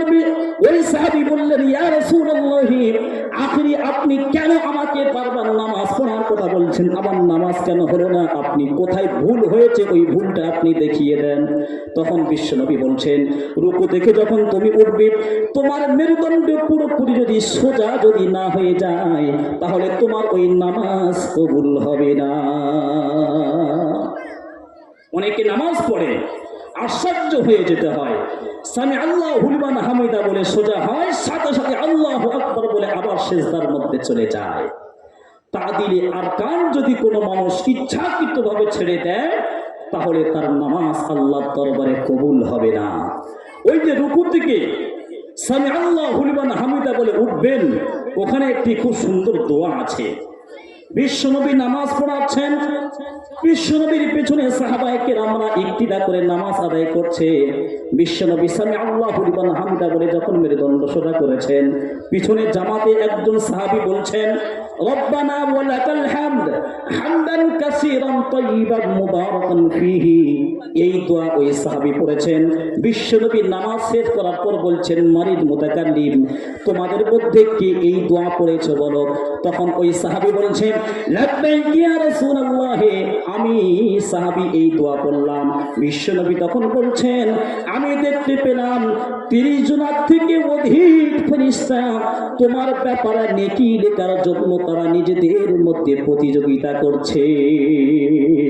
সেজন্য করে ভাইরা আমার, নামাজ যখন আদায় করবেন, রুকু থেকে যখন সামি আল্লাহু লিমান হামিদা বলে যখন মেরুদণ্ড সোজা করবেন, ওই সময় এই দোয়া পড়বেন, রব্বানা লাকাল হামদ হামদান কাসীরান তাইয়িবান মুবারাকান ফীহি। এই দোয়া পড়বে। আল্লাহ রাসূল সাল্লাল্লাহু আলাইহি সাল্লাম বলছেন, 30 জনের থেকে অধিক জন ফেরেশতাকে আমি দেখলাম ওই সাহাবীর জন্য নেকি লেখার জন্য নিজেদের মধ্যে প্রতিযোগিতা করছে। আমরা যারা নামাজ আদায় করি, আমাদের নামাজ অধিকাংশ সময় আদায় হয় না। এজন্য করে নামাজের মাধ্যমে আমরা আল্লাহর কাছ থেকে সাহায্য আমরা পাই না। অথচ আল্লাহর কাছ থেকে সাহায্য পাওয়ার এক অন্যতম মাধ্যম হলো নামাজ। এই নামাজের মাধ্যমে আল্লাহর কাছ থেকে সাহায্য পাওয়া যায়। আল্লাহ পাক বলছেন, ওয়াস্তাঈনু বিস-সাবরি ওয়াস-সালাহ ওয়া ইন্নাহা লাকাবীরাতুন ইল্লা আলাল খাশিঈন। আল্লাহ পাক বলছেন, তোমরা ধৈর্য এবং নামাজের মাধ্যমে আমি আল্লাহর কাছে তোমরা সাহায্য চাও, তাহলে তোমরা আমার সাহায্য অবশ্যই তোমরা পেয়ে যাবে। বিশ্বনবী বলছেন, ইদা সাআলতা ফাসআলিল্লাহ, যখন কোনো কিছু চাওয়ার প্রয়োজন হবে তখন আল্লাহর কাছে চাও। ওয়া ইদা সাআলতা ফাসতাইন বিল্লাহ, আর সাহায্য চাওয়ার যদি প্রয়োজন হয় তখন আল্লাহর কাছে সাহায্য চাও। আমরা প্রত্যেক রাকাতে সূরা ফাতিহার মধ্যে আমরা পড়ে থাকি, ইয়্যাকা না'বুদু ওয়া ইয়্যাকা নাস্তাঈন। হে আল্লাহ, আমরা অবশ্যই আপনারই ইবাদত করি আর আমরা অবশ্যই আপনার কাছে সাহায্য প্রার্থনা করি। ইব্রাহিম নবী যখন আগুনে ফেলা হচ্ছিল, ইব্রাহিম নবীকে আগুনে ফেলা হচ্ছিল, তখন ফেরেশতা জিবরিল আলাইহিস সালাম গিয়ে বলেছিলেন, ইব্রাহিম আমি ফেরেশতা, আমার কাছে তুমি সাহায্য চাও, আমি তোমার আগুন থেকে হেফাজত করব, রক্ষা করব। তখন কি ইব্রাহিম নবী ফেরেশতা জিবরিলের কাছে সাহায্য চেয়েছিলেন? চাননি। ইব্রাহিম নবী বলেছিলেন, আমি কেন সাহায্য চাইব? তোমার কাছে আমি তো এমন অন্ধ আল্লাহর ইবাদত করি না যেই আল্লাহ নিজের চোখ দিয়ে তার বান্দার দুঃখ দুর্দশা দেখতে পান না। আমি তো আল্লাহর ইবাদত করি, সেই আল্লাহ আমার অসুবিধা আমার বিপদ তিনি দেখতে পাচ্ছেন। ইব্রাহিম নবী বলছেন, আল্লাহ কি দেখতে পাচ্ছেন না আমি বিপদে পড়েছি? আমি আগুনে পড়লে যদি আল্লাহ খুশি হয়, আমি এইরকম 1000 বার আমি আগুনে পড়তে রাজি আছি আমার আল্লাহকে খুশি করার জন্য। এর নাম হলো তাকওয়া, এর নাম হলো আল্লাহর প্রতি ভরসা করা। ইব্রাহিম নবী বলেছিলেন, আল্লাযী হুয়া ইউতঈমুনি ওয়া ইয়াসকিন, আমি যখন ক্ষুধার্ত হয়ে যাই তখন আমার আল্লাহ পাক আমাকে খানা খাইয়ে দেন, আর আমি যখন তৃষ্ণার্ত হয়ে যাই তখন আমার আল্লাহ আমাকে পানি পান করিয়ে দেন। অন্য আয়াতে ইব্রাহিম নবী বলছেন, ওয়া ইযা মারিযতু ফাহুয়া ইয়াশফিন, আর আমি যখন অসুস্থ হয়ে যাই তখন আমার আল্লাহ আমাকে রোগমুক্ত করে দেন। আইয়ুব নবী 18 বছর রোগ ভোগ করেছেন। উনি সাহায্য চেয়েছেন কার কাছে? কথা বলেন, আল্লাহর কাছে। ইউনুস নবীর মতো বিপদে পৃথিবীর কোনো মানুষ এত বড় বিপদে পড়েনি। মাছ গিরে ফেললো, মাছের পেটে চলে গেল, তারপর ওই মাছ পানির অকান্তরে ওই মাছ চলে গেল, মাছের পেটে কোনো জানালা নেই, কোনো দরজা নেই, মাথা বের করে ওই মাছের পেট থেকে বেরিয়ে আসার কোনো রাস্তা নেই। ইউনুস নবী যখন মাছের পেটে গিলে ফেললো, মাছের পেটে যখন ইউনুস নবী গিয়েছেন, যখন বিপদ যখন বুঝতে পেরেছেন, তখন ইউনুস নবী সাহায্য চেয়েছেন কার কাছে? কথা বলেন। ইউনুস নবী তখন সাহায্য চেয়েছিলেন আল্লাহর কাছে। আল্লাহ পাক তার এই কথাকে কত সুন্দর করে কোরআনে কারীমের মধ্যে কোট করেছেন। আল্লাহ পাক বলেন, ওয়াজান্নুন ইয যাহাবা মুগাদিবান ফাযান্না আল্লান নাকদির আলাইহি ফানাদা ফিয যুলুমাতি আল্লা ইলাহা ইল্লা আনতা সুবহানাকা ইন্নী কুনতু মিনাজ জালিমিন। ইউনুস নবী যখন মাছের পেটের মধ্যে চলে গেলেন, মাছ ওই পানির অকান্ত নদীতে মাছ যখন চলে গিয়েছে, ইউনুস নবী ওই মাছের পেট থেকে যখন চিৎকার করেছেন, মাছের পেটের অন্ধকার, রাতের অন্ধকার, মাটির পানির নিচের অন্ধকার, বিভিন্ন রকম অন্ধকারের মধ্যে থেকে ইউনুস নবী চিৎকার মেরে আল্লাহর কাছে সাহায্য চেয়েছেন। ইউনুস নবী তখন বলেছেন, লা ইলাহা ইল্লা আনতা সুবহানাকা ইন্নী কুনতু মিনাজ জালিমিন। ইউনুস নবী বলছেন, হে আমার আল্লাহ, আপনি ছাড়া আমার আর কোনো ইলা নেই। সুবহানাকা, আমি আপনার প্রশংসা করছি, আমি আমার নফসের উপরে জুলুম করেছি, আপনি আমার বিপদ থেকে এখন বাঁচিয়ে দেন। ইউনুস নবী যখন ওই পানির ভিতর থেকে চিৎকার মেরেছেন, ইউনুস নবীর চিৎকার আসমানে কেউ শুনতে পায়নি, জমিনে কেউ শুনতে পায়নি, পানির নিচে কেউ শুনতে পায়নি। আল্লাহ রাব্বুল আলামিন বলছেন, ইউনুস নবী যখন চিৎকার মারল, আমি আল্লাহ আরশের মালিক, আমি ইউনুসের এই চিৎকার আমি শুনতে পেয়েছি। শুধু শুনিনি, আমি ইউনুসের জবাবও আমি দিয়ে দিয়েছি। ফাস্তাজাবনা লাহু ওয়া নাজ্জাইনাহু মিনাল গাম্মি ওয়া কাযালিকা নুনজিল মুমিনিন। আল্লাহ রাব্বুল আলামিন বলছেন, ইউনুস নবী যখন আমাকে ডেকেছে, আমি তার ডাকে সাড়া দিয়ে দিলাম। মাছের পেটে যন্ত্রণা শুরু হয়ে গেল, মাছ এখন মনে মনে করছে আমি বমি যদি না করে দিই আর আমি বাঁচবো না। এমন পরিস্থিতি যখন মাছের শুরু হয়ে গেল, মাছ ডাঙায় উঠে আসলো, মাছ ডাঙায় উঠে এসে বমি করে দিল, মাছ ও বেঁচে গেল, ইউনুস নবী ও বেঁচে গেলেন। জোরে বলুন সুবহানাল্লাহ। আল্লাহ পাক বলছেন, শুধু ইউনুসকে নয়, ওয়াকাযালিকা নুনজিল মুমিনিন, কিয়ামত পর্যন্ত যত মুমিন মুসলমান যারা আছে, তারা যদি যত কঠিন থেকে কঠিন বিপদে পড়ুক না কেন, আমার কাছে যদি দুইখানা খালি হাত তুলে, দুই চোখের পানি ফেলে আমি আল্লাহ আমার কাছে যদি সাহায্য চাই, আমি আল্লাহ চাইতে রাজি, আমি আল্লাহ দিতে রাজি নই। তাহলে কথা বলেন, চাইবো কার কাছে? আল্লাহর কাছে চাইতে হবে। কিসের মাধ্যমে? নামাজের মাধ্যমে। আল্লাহ রাব্বুল আলামিন বলছেন আল্লাযীনা হুম ফি সালাতিহিম খাশিউন। ঈমানদারের এক নম্বর কোয়ালিটি হলো তারা নামাজের মধ্যে বিনয়ী হবে। দুই নম্বর কোয়ালিটি হলো আল্লাহ রাব্বুল আলামিন বলছেন ওয়াল্লাযীনা হুম আনিল লাগবি মুরিজুন। ঈমানদার নিজের জবানকে কন্ট্রোল করবে, ঈমানদার শালীন হবে, ঈমানদার মধুরতাপূর্ণ হবে, ঈমানদার তার নিজের জবানকে সে কন্ট্রোল করবে। অন্য আয়াতে আল্লাহ পাক বলছেন ওয়া ইযা মাররু বিল লাগবি মাররু কিরামা। ঈমানদার তার জবানকে কন্ট্রোল করবে, ঈমানদার ফুজুল বকবাসের মধ্যে তার নিজের সময়কে নষ্ট করবে না, ঈমানদার তার নিজের জবানকে কন্ট্রোল করবে। হাদিসের মধ্যে বিশ্বনবী বলছেন মান ইয়াজমানুনি মা বাইনা লিহিয়াইহি ওয়া মা বাইনা রিজলাইহি আজমানু লাহুল জান্নাহ। বিশ্বনবী বলছেন যেই ব্যক্তি তোমাদের মধ্যে আমার কাছে দুইটি জিনিসের গ্যারান্টি দিয়ে দিবে, আমি আল্লাহ রাসূল বলছি তাকে আমি জান্নাতের গ্যারান্টি দিয়ে দেব। একটি হলো মা বাইনা লিহিয়াইহি, এই জবানকে যে গ্যারান্টি দেবে আমার কাছে, এই জবান দিয়ে সে মিথ্যা কথা বলবে না, এই জবান দিয়ে সে পরনিন্দা করবে না, এই জবান দিয়ে সে পরচর্চা করবে না, এই জবান দিয়ে সে চুগলখড়ি করবে না, এই জবান দিয়ে সে গীবত করবে না, এই জবান দিয়ে সে হারাম খাবে না। বিশ্বনবী বলছেন এই জবানকে যে গ্যারান্টি দেবে, এই সমস্ত কাজ থেকে সেই জবানকে হেফাজত করবে। আর দুই নম্বর হলো মা বাইনা রিজলাইহি, দুই ঠ্যাঙের মাঝখানে এই লজ্জাস্থানকে যে আমার কাছে গ্যারান্টি দেবে, এই লজ্জাস্থান দ্বারা সে কখনো অবৈধভাবে জিনাহের কাজ করবে না।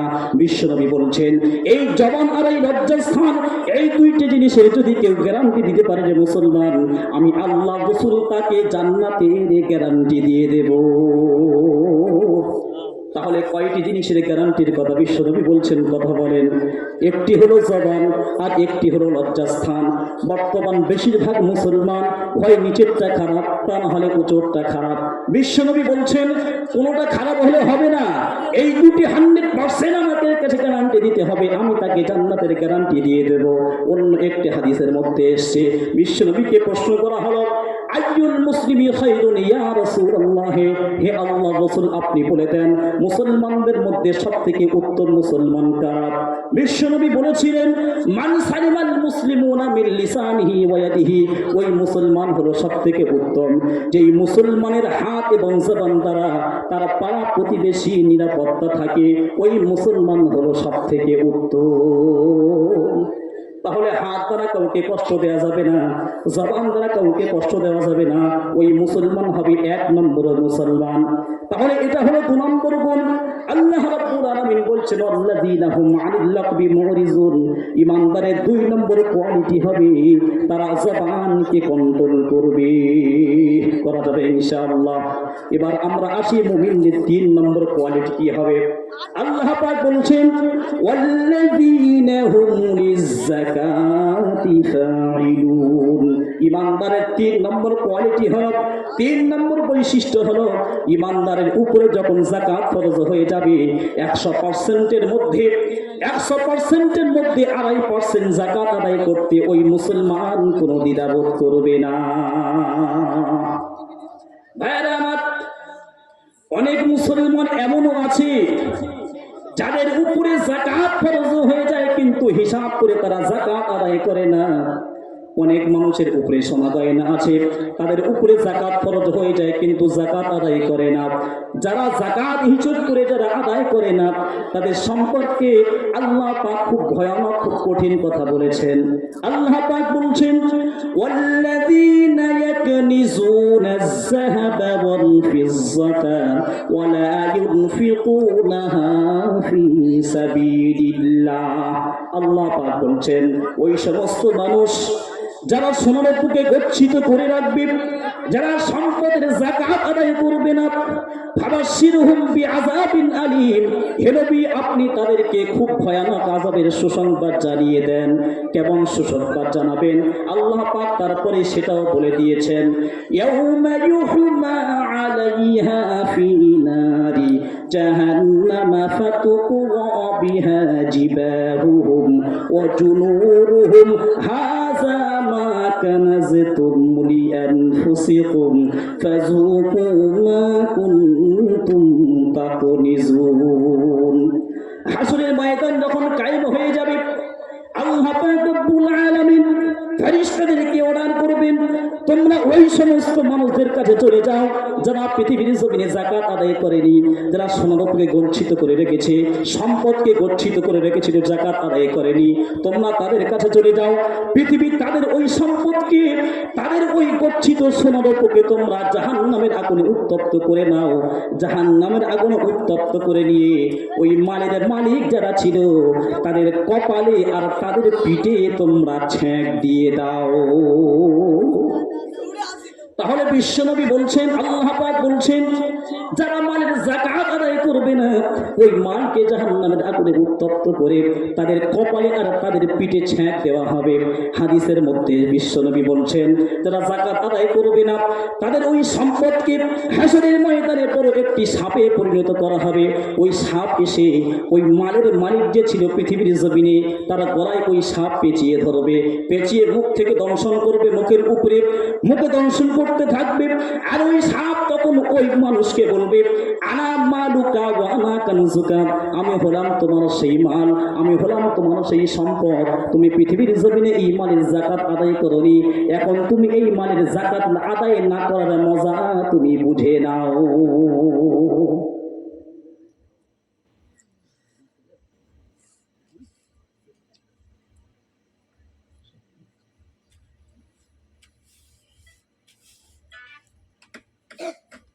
তাহলে ভাইরা আমার, এটা হলো 3 নম্বর কোয়ালিটি। আল্লাহ পাক বলছেন যাকাত আদায় করতে হবে। 4 নম্বর হলো আল্লাহ রাব্বুল আলামিন বলছেন, ওয়াল্লাযীনা হুম লিফুরুজিহিম হাফিজুন। ইমানদারের 4 নম্বর কোয়ালিটি হলো তারা নিজেদের লজ্জাস্থানকে তারা হেফাজত করবে, নিজেদের আল্লাহর ইজ্জত আবরুকে তারা হেফাজত করবে। আল্লাহ রাব্বুল আলামিন এখানে লজ্জাস্থানকে হেফাজতের কথা বলেছেন, কিন্তু লজ্জাস্থান তো হেফাজত করা বড় কঠিন কাজ, সবার দ্বারা সম্ভব নয়। এজন্য করে আল্লাহ পাক আগে বৈধ রাস্তা বের করে দিয়েছেন, ইল্লা আলা আজওয়াজিহিম। আল্লাহ পাক বলছেন, কিন্তু তোমাদের স্ত্রীদের কাছে তোমাদের লজ্জাস্থানকে হেফাজত করতে হবে না। অন্য আয়াতে আল্লাহ পাক বলছেন, ওয়ামিন আয়াতিহি আন খালাকালাকুম মিন আনফুসিকুম আজওয়াজান লিতাসকুনু ইলাইহা। আল্লাহ রাব্বুল আলামিন বলছেন, আমি তোমাদের আরামের জন্য, তোমাদের শান্তির জন্য, তোমাদের আয়েশের জন্য আমি তোমাদের মধ্যে থেকে তোমাদের স্ত্রীদেরকে আমি বানিয়েছি, লিতাসকুনু ইলাইহা, এজন্য করে বানিয়েছি। সারাদিন তোমরা পরিশ্রম করবে, পরিশ্রম করে যখন তোমরা বাড়ি আসবে তখন তোমাদের স্ত্রীদের চাঁদ মুখখানা দেখে তোমাদের হৃদয় তখন জড়িয়ে যাবে। এজন্য করে তোমাদের স্ত্রীদেরকে আমি বানিয়েছি।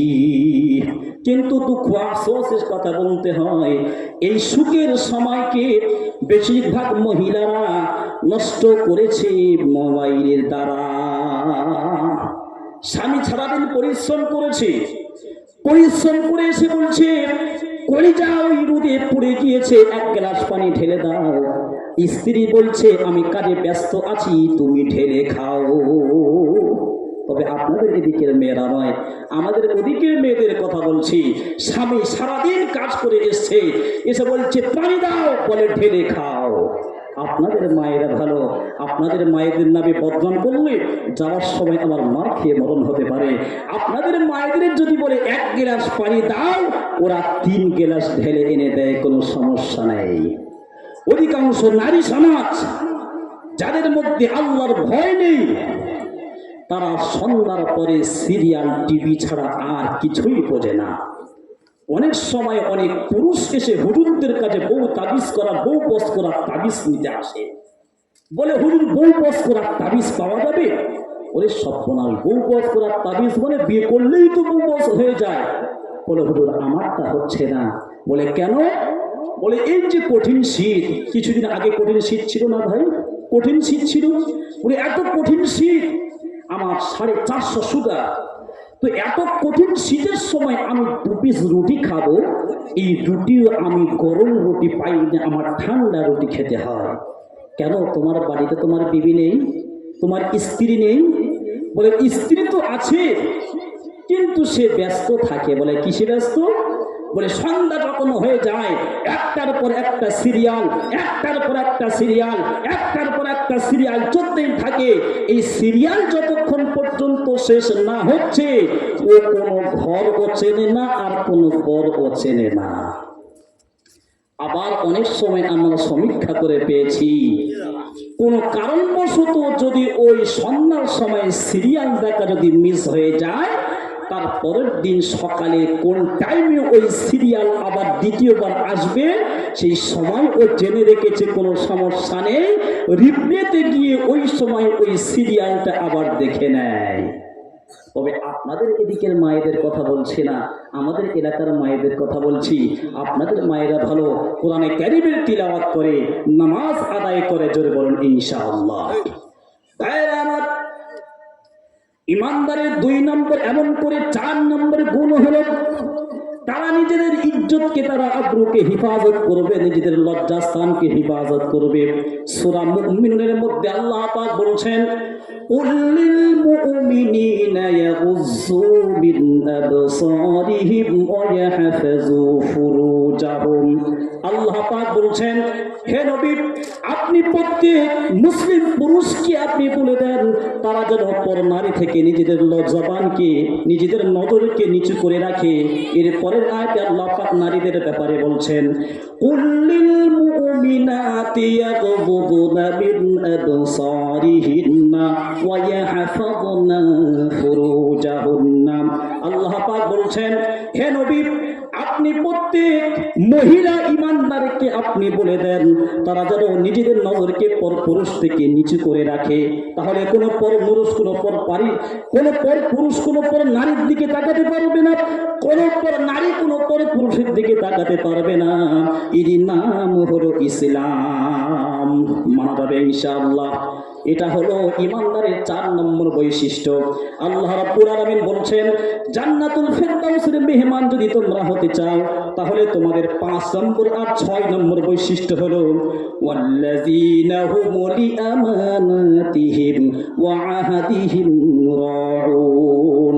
তোমাদের 5 নম্বর বৈশিষ্ট্য হবে তোমরা আমানতের খেয়ানত করবে না। আর 6 নম্বর বৈশিষ্ট্য হলো তোমরা ওয়াদার খেলাফ করবে না। আমানত কোনো খেয়ানত মুসলমানের কাজ হতে পারে না, ওয়াদার খেলাফ মুসলমানের কাজ হতে পারে না। এটা তো যারা আমানতের, যারা খেয়ানত করে, যারা ওয়াদার যারা খেলাফ করে তারা তো হলো মুনাফিক। মুনাফিক যারা কি ওয়াদার খেলাফ করতে পারে না। বিশ্বনবী বলছেন, আয়াতুল মুনাফিকি সালাসাতুন, মুনাফিকের চিহ্ন হলো 3টি। যখন কোনো মুনাফিক কথা বলে তখন মিথ্যা কথা বলে, যখন কোনো মুনাফিক ওয়াদা করে ওয়াদার খেলাফ করে, যখন কোনো মুনাফিক এমন করে আমানত রাখে, তার কাছে যদি আমানত রাখা হয় তখন সে আমানতের খেয়ানত করে। বিশ্বনবী বলছেন, এই 3টি চিহ্ন হলো মুনাফিকের চিহ্ন। কোন মুসলমান মুনাফিক মার্কা কাজ করতে পারে না। মুনাফিক থেকে আল্লাহ রাসূল সাল্লাল্লাহু আলাইহি সাল্লাম মুসলমানদেরকে সতর্ক হতে বলেছেন। কারণ হলো মুনাফিকদের দ্বারা ইসলামের সবথেকে বেশি ক্ষতি হয়েছে। একজন বিধর্মী দ্বারা ইসলামের যতটা ক্ষতি হয়নি, মুনাফিকের দ্বারা ততটা ক্ষতি হয়েছে। আল্লাহ রাব্বুল আলামিন বলছেন, মুনাফিক যারা হবে, মুনাফিকের ঠিকানা কোথায় হবে? ইন্নাল মুনাফিকিনা ফিদ-দারকিল আসফালি মিনান নার। মুনাফিক যারা হবে তাদের ঠিকানা হলো জাহান্নামের একেবারে তলায়। ভাতের হাঁড়ি যখন উনানে রাখা হয় তখন ভাতের হাঁড়ির নিচে বেশি আগুন থাকে নাকি উপরে বেশি আগুন থাকে? কথা বলেন। নিচে বেশি আগুন হবে তো নাকি? আল্লাহ রাব্বুল আলামিন বলছেন, যারা মুনাফিক হবে, মুনাফিকের চিহ্ন যাদের মধ্যে থাকবে তাদের ঠিকানা হলো জাহান্নামের একেবারে তলায়। আল্লাহ পাক তাদের জন্য জাহান্নামের নিচের জায়গাটা সাব্যস্ত করে রেখেছেন। মুনাফিকের চিহ্ন হলো 3টি। কথা বললে মিথ্যা কথা বলে, ওয়াদা করলে খেলাফ করে, আর কোন আমানত দিলে আমানতের খেয়ানত করে। এই জন্য করে আল্লাহ পাক বলছেন, মুমিনদের 5 নম্বর বৈশিষ্ট্য হবে তারা আমানতের ব্যাপারে যত্নবান হবে, তারা ওয়াদার ব্যাপারে যত্নবান হবে। যখন কোনো আমানত রাখা হবে আমানত পুরো করবে, আর যখন কোনো ওয়াদা করবে ওয়াদাও পুরো করবে। এরই নাম হলো মুসলমান।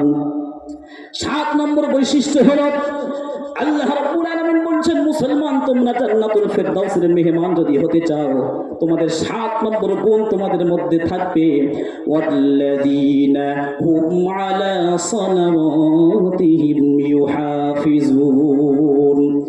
আল্লাহ পাক বলছেন, জান্নাতুল ফেরদাউসের মেহমান যদি তোমরা হতে চাও, তাহলে তোমাদের 7 নম্বর গুণ থাকবে, তোমরা নামাজের ব্যাপারে যত্নবান হবে। আল্লাহ পাক গুণ শুরু করেছিলেন নামাজ দিয়ে, শেষ করছেন নামাজ দিয়ে। অন্য আয়াতে আল্লাহ পাক বলছেন, ইন্নাস সালাতা কানাত আলাল মুমিনিনা কিতাবান মাওকুতা। আল্লাহ পাক বলছেন, এই নামাজ কি মুসলমানদের উপরে সময় অনুযায়ী নির্ধারিত করা হয়েছে। অন্য আয়াতে আল্লাহ পাক বলছেন, হাফিজু আলাস সালাওয়াতি, হে মুসলমান জান্নাতুল ফেরদাউসের মেহমান যদি তোমরা হতে চাও, তাহলে তোমরা নামাজের ব্যাপারে যত্নবান হও। নামাজের ব্যাপারে যত্নবান হওয়া যাবে ইনশাআল্লাহ। নামাজ পড়বে ইনশাআল্লাহ।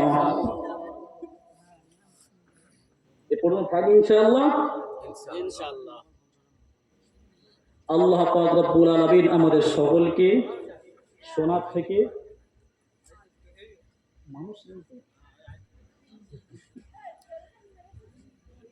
মানুষ না থাকলে কি আর ওয়াজ করতে ভালো লাগে ভাই? জলসা দেওয়ার নিয়ম হলো 12টাই পর্যন্ত ঠিক আছে, সারা রাত জলসা শুনলাম আর ফজরের নামাজ আদায় করলাম না, এটা কেমন কথা? এটা হতে পারে না। সেজন্য করে যারা জলসা আমরা দেব তাদেরও চিন্তা করা দরকার যে এখন রাত অনেক বড়, যদি আমরা সন্ধ্যার পর থেকে জলসা আমরা স্টার্ট করে দিই, 2-2.5 ঘন্টা 3 ঘন্টা বলার কি প্রয়োজন আছে? সামান্য একটুখানি কথায় যদি আল্লাহ কবুল করে নেয় তাতেই হেদায়েত হয়ে যাবে। হবে কি হবে না? বেশি কথার কোনো প্রয়োজন নেই। 3 ঘন্টা সময় দিলাম, 3.5 ঘন্টা সময় দিলাম, 2.5 ঘন্টা সময় দিলাম, খুব সুন্দর ওয়াজ হচ্ছে মাশাআল্লাহ। সামান্য একটুখানি কথা যদি আল্লাহ কবুল করে নেয় তাতে ওতেই মুসলমানদের হেদায়েত হয়ে যাবে। কথা বলেন ঠিক কিনা? সেজন্য করে রাত অনেক হয়েছে। আর মানুষজন যদি না থাকে ওয়াজ করতেও ভালো লাগে না। খরিদ্দার যদি না থাকে দোকানদারের দোকান খুলে বসে থাকতেও ভালো লাগে না। ঠিক তেমনই কথা, ওয়াজের মাঠে যদি শ্রোতা যদি না থাকে বক্তা সাহেবের বক্তা করতেও ভালো লাগে না। সেজন্য করে আমরা শুনলাম, ইমানদারের বৈশিষ্ট্য আমরা শুনলাম যে জান্নাতুল ফেরদাউসের মেহমান যদি আমরা হতে চাই, 1 নম্বর গুণ আমাদের হতে হবে যে নামাজের ব্যাপারে যত্নবান হতে হবে। 2 নম্বর গুণ হতে হবে এমন করে জবানকে কন্ট্রোল করতে হবে। 3 নম্বর গুণ হবে সময় মতো যাকাত আদায় করতে হবে। 4 নম্বর গুণ হবে লজ্জাস্থানকে হেফাজত করতে হবে। 5 নম্বর গুণ হবে আমানতের ব্যাপারে যত্নবান হতে হবে। 6 নম্বর গুণ হবে এমন করে ওয়াদার ব্যাপারে যত্নবান হতে হবে। আর 7 নম্বর গুণ হবে এমন করে নামাজের ব্যাপারে যত্নবান হতে হবে। আল্লাহ পাক বলছেন, জান্নাতুল ফেরদাউসের মেহমান যদি তোমরা হতে চাও, এই 7টি গুণ তোমাদের মধ্যে অবশ্যই থাকা দরকার। সেজন্য করে আমরা সকলে এই 7টি গুণ আমরা নোট করে নিই। এই 7টি গুণ যদি আমাদের মধ্যে থাকে, আল্লাহ রাব্বুল আলামিন আমাদের সকলকে জান্নাতুল ফেরদাউসের মেহমান বানিয়ে দেবেন। সকলে বলেন ইনশাআল্লাহ। রাত অনেক হয়েছে, যারা আমরা এদিক ওদিক আছি আমরা সকলে চলে আসি। সময়টি খুব মূল্যবান সময় চলছে। রাত এখন দেখতে দেখতে প্রায় 2:34 হয়ে গিয়েছে। তাহাজ্জুদের সময় চলছে। আল্লাহ পাক রব্বুল আলামিন এই সময় প্রথম আসমানে নেমে আসেন। যারা এখনো এদিক ওদিক আছেন আপনারা চলে আসুন, এখনই দোয়া করা হবে ইনশাআল্লাহ। আমরা দোয়াতে সকলে শরীক হয়ে যাই। বলো, হ্যাঁ আছে তোমরা কি চলে এসো? জলসা বলে হুকুমে যে বাড়িতে কোথায় শোবে জলসা বসে থাকে। জলসার নিয়ম হলো 2টো বক্তা, 12টা 12:30 1টার মধ্যে শেষ হয়ে যাবে। যাই হোক ভাইয়েরা আমার, আর একজন মেহমান আছেন, উনি আখিরি মোনাজাত করবেন ইনশাআল্লাহ। আমরা যারা কর্তৃপক্ষ আছি ওনাকে নিয়ে আমরা তাড়াতাড়ি স্টেজে চলে আসি, ততক্ষণ পর্যন্ত দুই একটি কথা আমরা শ্রবণ করি। মুসলমান ভাইয়েরা আমার, আজ মুসলমানদের উপরে এত অত্যাচার কেন হয়? মুসলমান তাম পৃথিবীতে নির্যাতিত কেন? মুসলমান তাম পৃথিবীতে নিষ্পেষিত কেন? মুসলমান তাম পৃথিবীতে নিপীড়িত কেন? এর কারণ হলো যেমন ভাবে মুসলমান হওয়ার দরকার তেমন ভাবে মুসলমান আমরা আর নই। আমরা এখন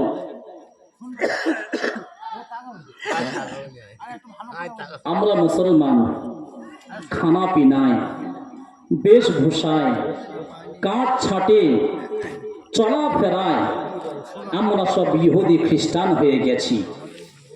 ইহুদি খ্রিস্টানরা যেমন খাওয়া দাওয়া করে আমরাও তেমন খাওয়া দাওয়া করি। বিশ্বনবী সাল্লাল্লাহু আলাইহি সাল্লাম ১৫০০ বছর পূর্বে ভবিষ্যবাণী করে দিয়েছেন। বিশ্বনবী বলছেন, অবশ্যই আমার উম্মত সেই অবস্থায় পতিত হবে যে অবস্থা ইহুদি এবং খ্রিস্টানদের মধ্যে এসেছিল। তার মানে ইহুদি খ্রিস্টানরা যে সমস্ত গুনাহের কাজ করবে আমার উম্মত তারাও ওই সমস্ত গুনাহের কাজ করবে। বিশ্বনবী উদাহরণ দিতে গিয়ে বলছেন, হাজবুন নাআল বিন নাআল, এক জোড়া জুতা একটি অপরের যেমন সমান সমান হয়, কোন রকম পার্থক্যই হয় না। বিশ্বনবী বলছেন, নোংরা কাজগুলো করার ক্ষেত্রে, গুনাহের কাজগুলো করার ক্ষেত্রে তারা আমার উম্মতরা ইহুদি খ্রিস্টানদের সমান সমান হবে, তাদের মধ্যে কোন রকম পার্থক্যই থাকবে না।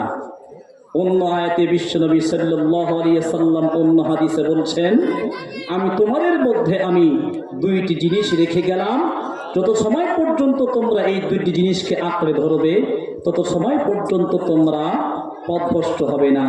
একটি হলো কিতাবুল্লাহ, আল্লাহর কিতাব কোরআন, আর একটি হলো সুন্নাত রাসূলি, আল্লাহ রাসূলের সুন্নাত। সেজন্য করে পরবর্তী বক্তা হুজুর সাহেব এসে গিয়েছেন, আপনারা মন দিয়ে কথাগুলো শুনবেন, হুজুর আখিরে মোনাজাত করবেন, কিছু গুরুত্বপূর্ণ কথা রাখবো ইনশাআল্লাহ। সকলে দোয়া করবেন। আসসালামু আলাইকুম ওয়া রাহমাতুল্লাহি ওয়া বারাকাতুহু।